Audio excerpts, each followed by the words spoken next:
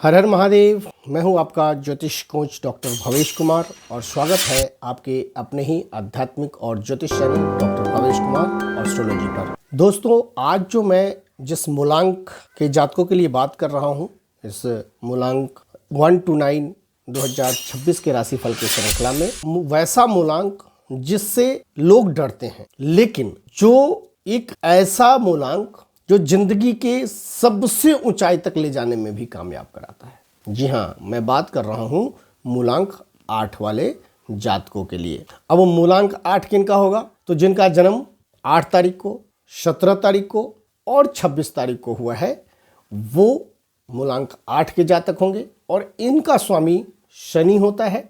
शनि है तो मनी है, ऐसा हम ज्योतिष शास्त्र में भी कहते हैं। न्यूमरोलॉजी में भी शनि को मनी से रिलेट करा जाता है। शनि देर से देता है, लेकिन जब देता है इतिहास बदल के देता है। तो 2026 जो है ये मूलांक 8 वाले जातकों के लिए कर्म का परीक्षा है, जिम्मेदारी का है, लेकिन अंत उत्थान और स्थायित्व का होगा।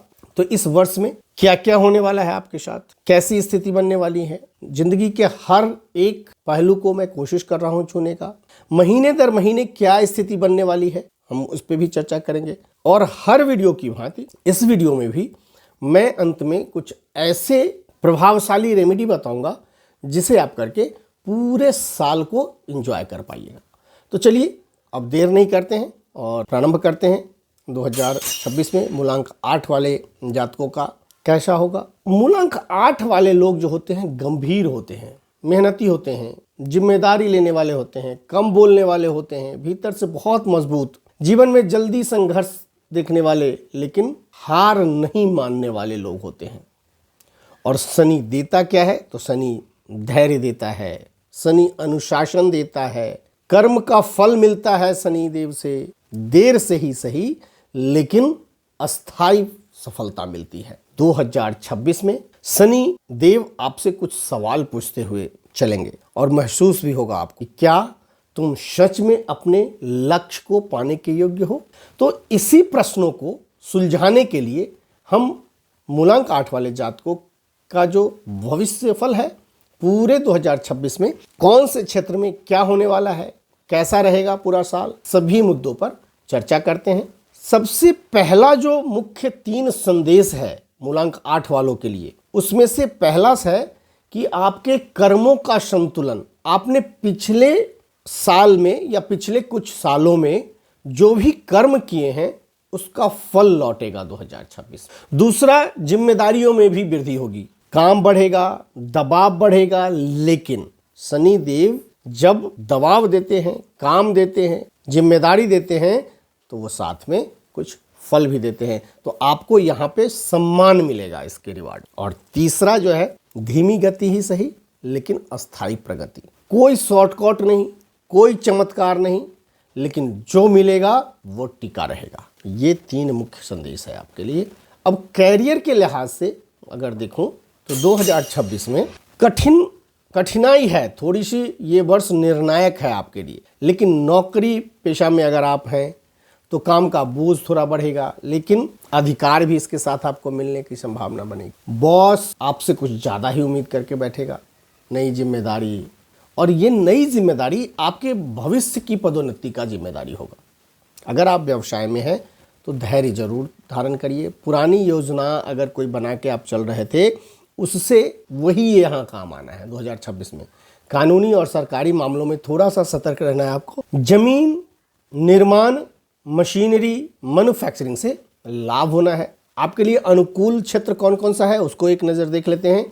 तो प्रशासन, सरकारी सेवा, engineering, construction, law, security, management, factory, real estate, ये सब फील्ड जो है इसमें आपकी सफलता सुनिश्चित रहती है। शनिदेव की कृपा इन सभी क्षेत्रों पे बनी रहती है। इस साल में जो सावधानी बरतनी है उसमें आपको नौकरी अचानक नहीं छोड़ना है, टकराव से बचना है और नियमों का उल्लंघन भी नहीं करना है। इस साल जो सबसे अच्छा महीना रहने वाला है वो रहेगा मार्च, जून, अक्टूबर और दिसंबर का महीना। धन, पैसा और स्थायित्व के हिसाब से अगर देखूं तो शनि धन को परख कर देते हैं पैसा आएगा लेकिन मेहनत से आएगा। ये कभी चमत्कार नहीं देते आने का, कुछ भी मेहनत का ही देते हैं, फल देते हैं ये। खर्च भी जिम्मेदारी के कारण, बचत धीरे धीरे बनेगी। लाभ अगर देखूं, सैलरी में स्थिर वृद्धि होगी, कोई बहुत ज़्यादा नहीं, पुराना फंसा हुआ पैसा वापस आएगा। जमीन संपत्ति में लाभ होने की संभावना है और सरकारी क्षेत्रों से धन मिलेगा आपको। सावधानी बरतनी है इसमें भी कि कर्ज लेने से पहले आपको 100 दफ़ा सोचना चाहिए। बहुत ही इमरजेंसी हो रही है जिसकी वजह से आपका बिल्कुल ही स्टक हो रहा है काम, तभी आप जाके कर्ज लीजिए। टैक्स की चोरी नहीं कीजिए। कानूनी पेपर पे जब कभी भी आप साइन करते हैं या कोई विचार करते हैं, उसको बहुत गौर से पढ़िए। और कोई भी फाइनल डील करते हैं तो उसके सारे पहलुओं पर निश्चित रूप से ध्यान देना है। शनि कहता है कमाओ कम पर सही कमाओ। ये नहीं कि बारिश हो रही है जहाँ तहाँ से आ रहा है और उसका फल आपको मिलेगा ही। वो बड़ा बुरी तरह से फिर कर्म वापस करते हैं शनि। तो कहते कम कमाओ सही ढंग से। अगर लव, रिलेशनशिप और मैरिज की स्थिति कहूँ तो मूलांक 8 वाले का प्रेम जो होता है वो भावनात्मक कम और कर्तव्य परायण ज़्यादा होता है। अगर आप सिंगल हैं तो देर से प्रेम होता है। इन लोगों को प्रेम को भी जिम्मेदारी समझते हैं, गंभीर रिश्ता इनको पसंद होता है। यही दिखेगा आपको 2026 में। उम्र में थोड़ा अंतर होने की संभावना हो सकती है। अगर आप प्रेम में पड़ें और आपको प्रेम होगा तो हो सकता है आपसे जो पार्टनर होंगे वो उनकी उम्र का जो अंतर होगा वो थोड़ा ज़्यादा गैप हो सकता है। और कार्मिक कनेक्शन भी होता है इनके साथ। रिलेशनशिप के हिसाब से अगर देखूं तो दूरी महसूस हो सकता है आपको, काम के कारण समय कम मिल सकता है आपको, लेकिन भरोसा मजबूत रहेगा। और विवाह देखें तो ठीक ठाक वर्ष है और शादी होगी तो अस्थायी शादी होगी। सावधानी यहाँ क्या बरतना है कि अपने स्वभाव में रूखापन नहीं लाइए, भावना जरूर व्यक्त कीजिए, क्योंकि आपके अंदर भावना व्यक्त करने का नहीं होता। आप इतना एडमिनिस्ट्रेटिव रवैया अपना लेते हैं कि लोग आपको बड़ा ही रुखरापन नज़र से समझने लगता है। तो यहाँ पे आपको थोड़ा सा बचना है। सिर्फ जिम्मेदारी ही नहीं, स्नेह भी जरूरी है लाइफ में,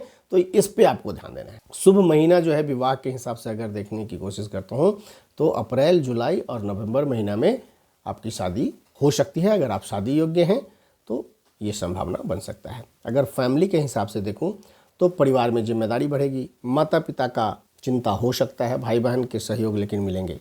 समाज में सम्मान मिलेगा लेकिन निजी जीवन सीमित रह सकता है।